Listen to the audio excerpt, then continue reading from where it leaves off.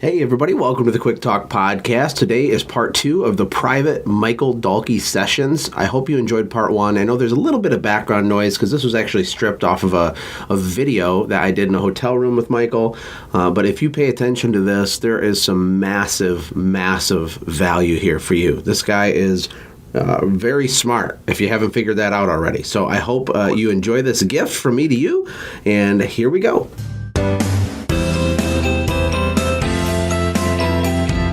All right, well, the first video is awesome, honestly. I mean, I can't wait to go back and watch it. Obtaining growth versus having control. I loved it. Now, this video, we're going to talk about the only 3 business metrics that really matter and how to measure them. You say cash flow, customer satisfaction, and employee engagement. So a lot of people in the boot camp, they don't really measure metrics at all. Sure. First of all, is it important to be able to have a number that you can look at to measure pieces of your business? How big of a deal is that? I think it's absolutely everything at this level. At the early level, you just need to hustle. Yeah. But once you get to the point where you're off the ladder, you need to have a few things that you can say, this is my scorecard. You don't play a football game and say, gosh, you know what, we're not going to keep score. Who's at the end of the game, who wins and who loses? Mm-hmm. This is just a way, the numbers are just a way to keep score on whether you're winning or you're losing. And numbers don't lie, right? Right. And we don't have to overcomplicate it either, right? You don't have to have a dashboard with 40 metrics on it. I mean, if you have a small cleaning business, you're saying the only 3 metrics that really matter are cash flow, customer satisfaction, and employee engagement. Let's go through them one at a time. Yeah. So maybe from a high level, Josh, where we stole that. Okay, we stole it from Jack Welch. I got the absolute privilege of getting to meet him at a private event. He was the CEO of GE, right? CEO of GE. He wrote a book called The Real World MBA. Yeah, I read the Straight from the Gut, I think. Yeah, Straight from the Gut's great. Winning is great. And now his new one with his wife is called The Real World MBA. And that's just what he talks about. So if we break down business, one of the things that we believe in our organization is that business is a really complicated math problem, right? It starts with revenue minus cost equals profit. Right. But then you get to revenue and you can say, well, customer acquisition cost, marketing spend times customer acquisition cost equals new customers times your average job size equals this, and that equals your revenue, right? There's this huge amount of complication that can go into it. And all the way down, we measure different key result areas. So customer satisfaction is measured all the way down the organization. Different cash flow metrics, COGS, cost of goods sold, is measured by production managers. But when you are thinking about coming off that ladder, and even me today, the 3 that really matter are cash flow, customer satisfaction, and employee engagement. Cash flow, because if you don't have cash flow, you don't get to exist to serve another day. If you don't have, and you can't invest to grow your business, you can't do anything without that cash flow. It's so important. Customer satisfaction, if you don't have people happy with your business, you're going to get bad reviews online, which is going to affect your ability to get new customers. Your old customers are going to leave you. So that's the health of the organization. Never heard of business that's failed that has adequately priced their product that was delighting their customers.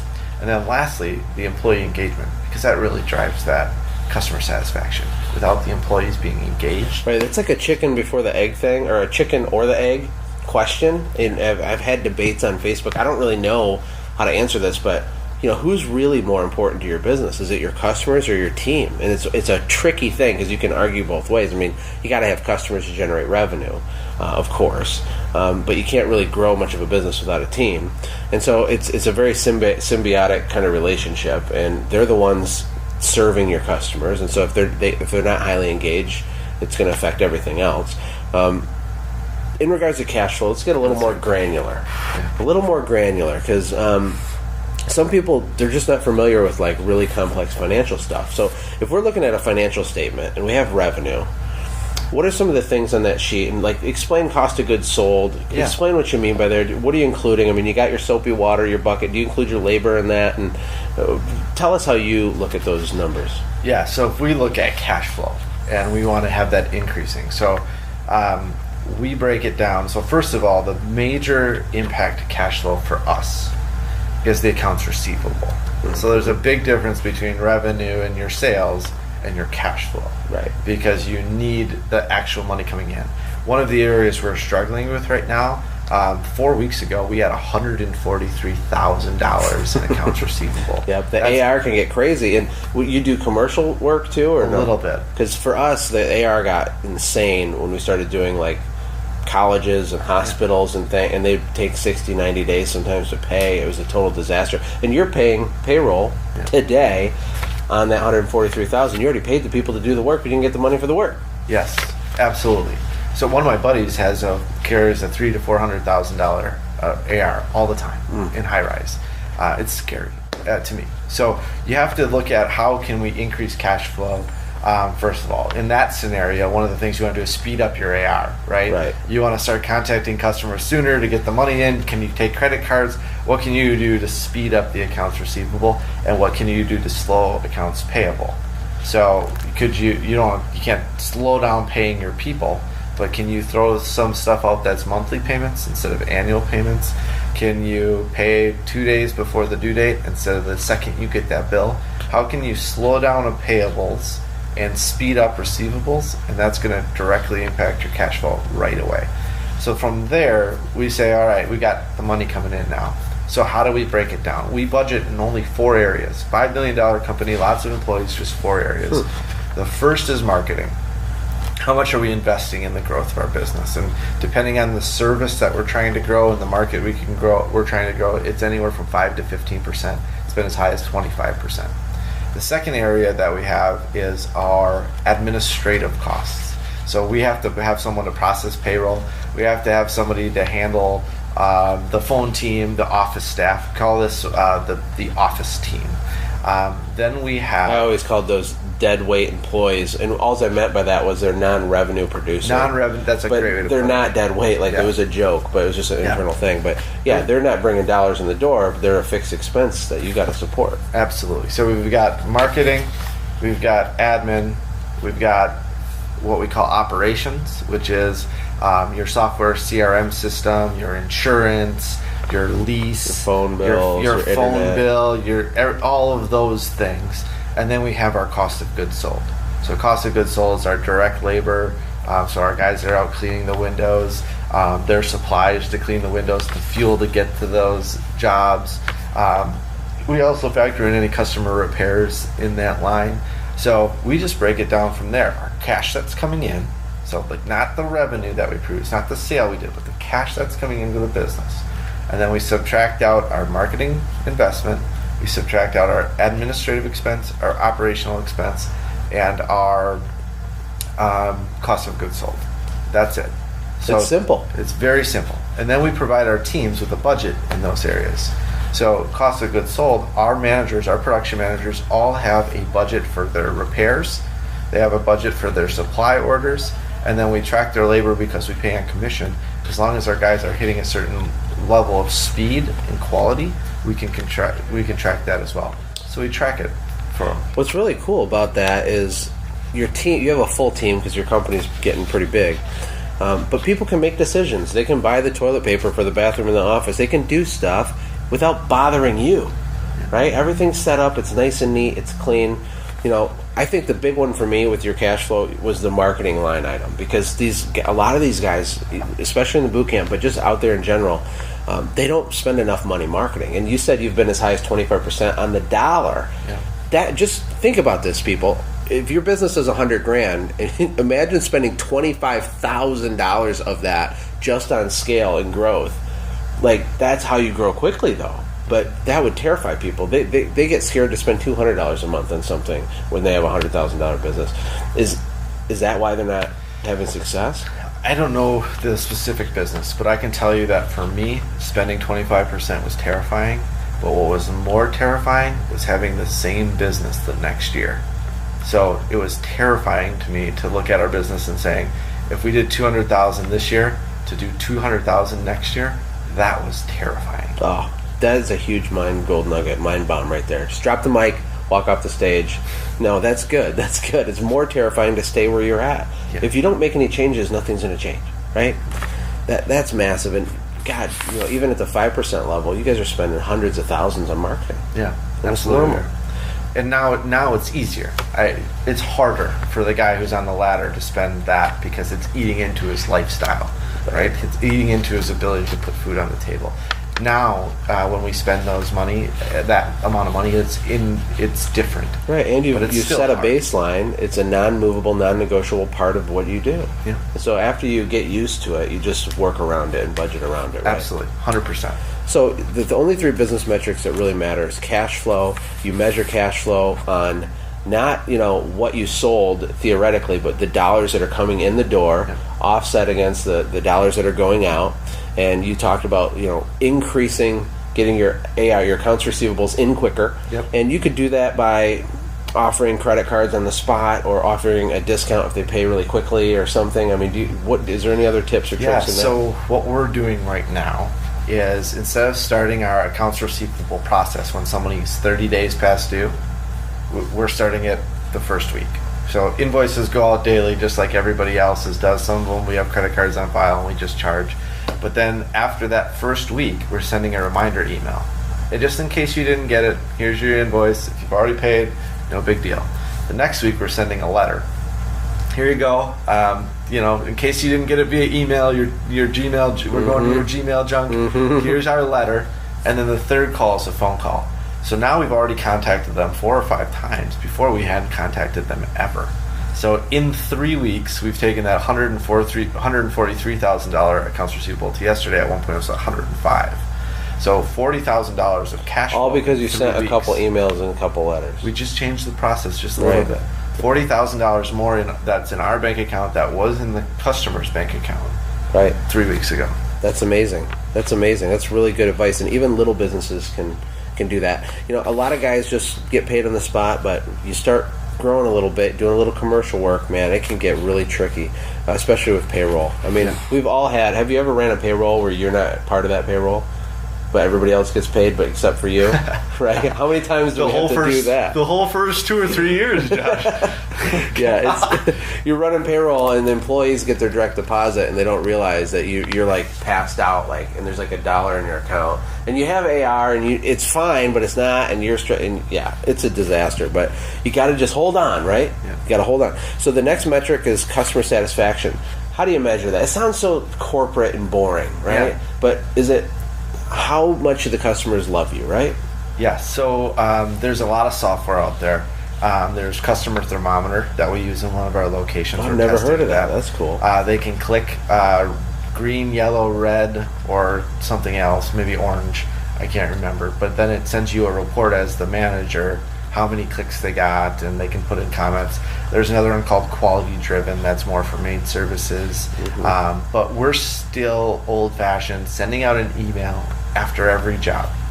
So one of our processes for our customer service person is to send out an email that says, on a scale of 1 to 10, 1 being extremely dissatisfied, 10 being extremely satisfied, how likely are you to refer us to a friend or family member? And they respond. And why we wanted to do that was twofold. One, we wanted to draw out customer complaints on purpose. Right, towards problems. We wanted to pull them out and say, is this a problem we need to fix? One of the things we found out is customers had a different expectation about how we were going to clean their screens than what we did. A courtesy wipe, wasn't what they thought it was. Right. So we had to start explaining that on the phone. You would have never known that if you didn't even make an effort to engage them after the job was done. Absolutely. So when we started this process, we were at around a 7.7 on average, which to us is horrible. Anything below a 6, you automatically get a call from our office saying, oh my gosh, what did we do? How can we fix it? 6 or less, we are going to run to you, and we're going to be over there today. If Something happened. Something happened. 7 to 8 we feel is pretty neutral. 9 to 10, thank you very much. Would you like? This is the Net Promoter Score, right? This is the Net Promoter Score. This is exactly what that is. So your promoters are 9s and 10s? Or 8s, 9s, and 10s? 9s and 10s. 9s and 10s, and the detractors are 6 or less. Correct. Those are the people who they're going to give you a negative referral, like, hey, don't hire this company. Yes, exactly. We want to run to them. We look at it, as Michael Kaplan said on your podcast, a good friend of mine, it's a customer service opportunity now. Yeah. It's not a problem. It's a customer service opportunity. How do we take that person who would have wrote a bad review on Google, and how do we take them and say, hey, let's turn this into a customer fan after this. So, and you can do that. Like some of the best, most loyal customers we had, that relationship really got solidified because of a mistake that was made. Something bad happened.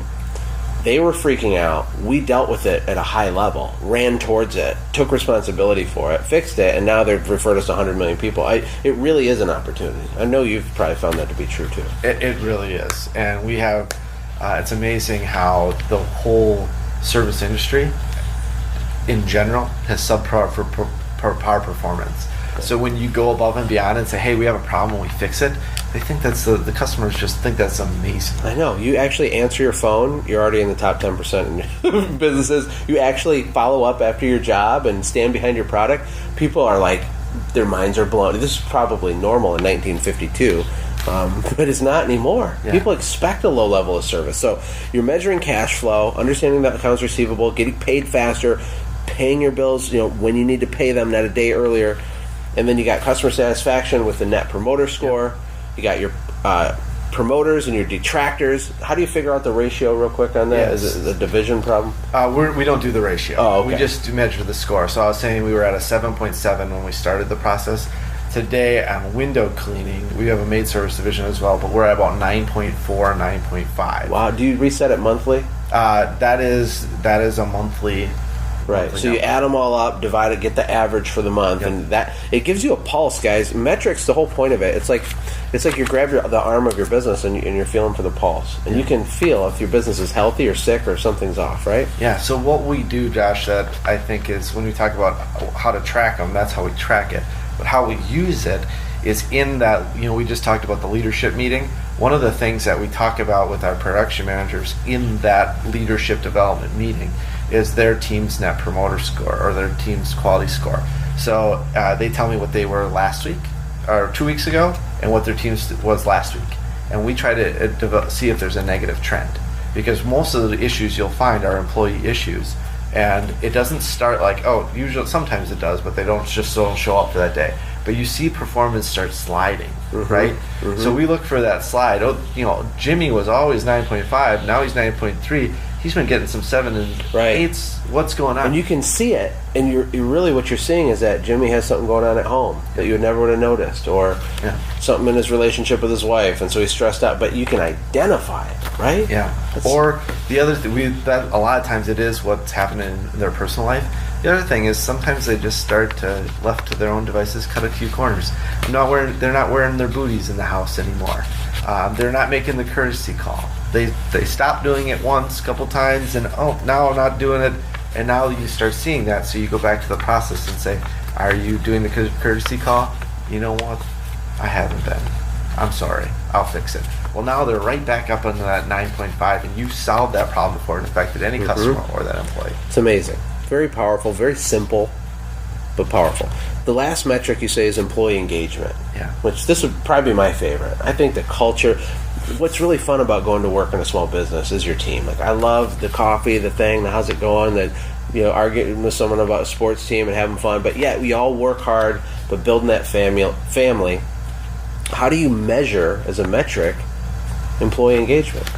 Yeah, so if I don't know all your boot camp demographics, but if I'm the guy who's in it with my team, if I'm the manager and I've got a team of 4 or 5, I'm measuring that by the looks on their faces more than I am on some survey. If in the early days, if I'd have gave my 5 guys a survey, they'd have been like, dude, you're with us every day. You can tell when I'm unhappy. True. There's no benefit to overcomplicating something if you don't need to, right? Right.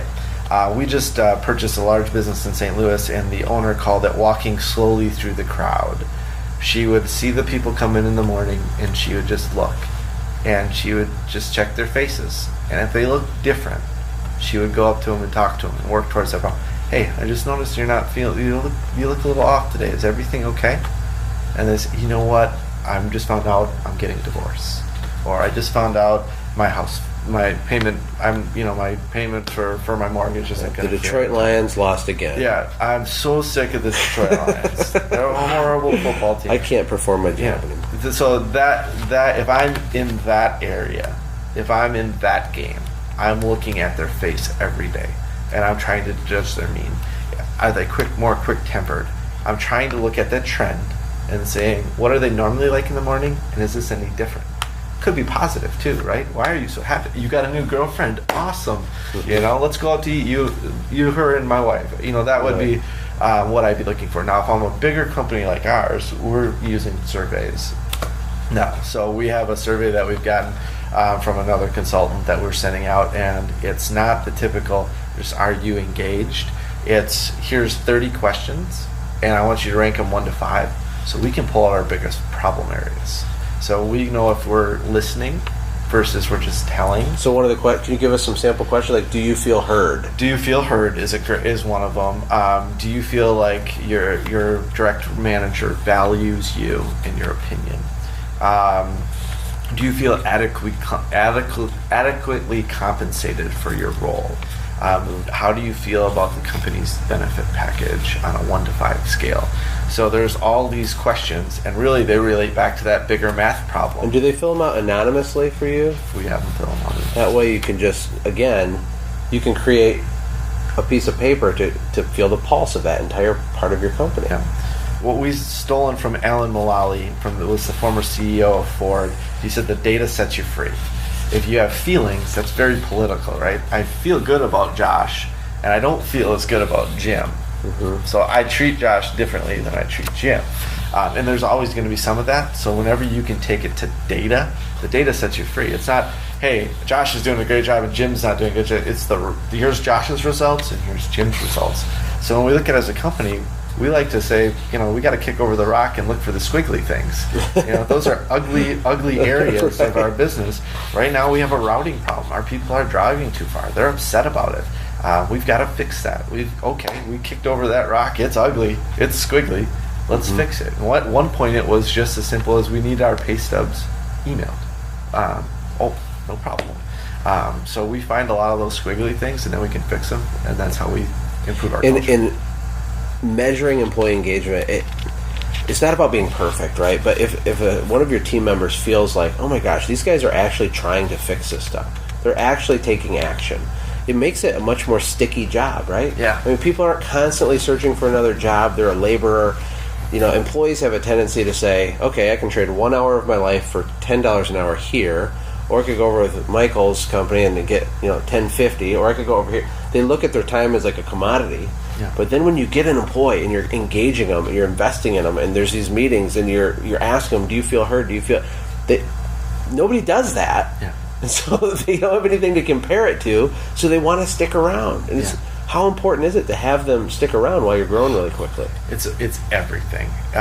It is everything. So along those same lines, Brent has been with me, I think, for I think he came in a year since we started. Brent never calls me and says, hey, I needed this. He just does it. He makes the decisions. He's engaged. He knows that I got his back.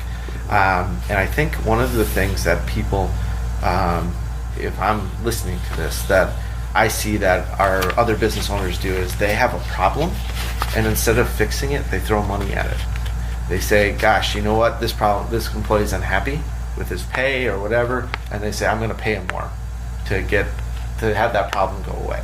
So I know a lot of people, and a lot of my friends say people are coming in their office all the time and saying they want more money or all of this, and we don't have that at all. We have a few people that come to us and say they want more money, but we pay an incentive wage, we pay commission, and our people are engaged at a different level. We're not talking about I think employees feel like when they're unhappy, they're just going to say it's money. Yeah. So they don't feel heard. I agree with that. So they say, oh, this job's, I don't even, and what's wrong? Well, I need more money. Really what they really mean is, I don't feel valued. I don't feel heard. Nobody gives a crap what I say. Right? Yeah. It's a highly emotional thing. And, I have some training things. I did a podcast on decommoditizing your business. And then I made one on decommoditizing, like, your business from the perspective of your employees. How do you make the work environment so unique that they have nothing to compare it to? It's not just a loaf of bread. You're your own thing. And so if they were ever to leave or disengage with your company, they're never going to get that level of investment, coaching, personal relationship, all that. It would be so hard for another. Anyway, so that's good. The only 3 business metrics that matter: cash flow, customer satisfaction, and employee engagement. I think the last one is the big one, man. Cash flow, of course, is a very big practical one because you got to pay your stuff. But that's good stuff. I appreciate that very much. Sounds good. You brought up the last thing I'd say. You brought up the chicken and the egg. Yeah. Was it the employees or the customers? We fully believe it's the employees, because if we're taking good care of our employees and they're more useful to that customer. So that customer, we use that also as a way to say, we're very useful. At 9.5, I value your service. Right. We can increase the value of our service through pricing. So we're the highest. We charge more than anybody else in Minneapolis that I know of for window cleaning, and we still have people saying that you're very valuable. So then it hits cash flow. So I believe it starts with the employee. They're more useful. They provide more value. And we charge more value. I do too. Because if you took away everything in my business and said you can only have one thing to start, you can have a team to start with, a really good high-level team to start with, or you can just have a bunch of customers by yourself to start with. I'm going this route every time. Absolutely. Like, that's a good way to look at it. But okay, cool. So we'll roll into the third video here in just 1 minute. Hey, thanks for hanging out, friends. And from all of us here at the Quick Talk Podcast team, we hope you loved today's show.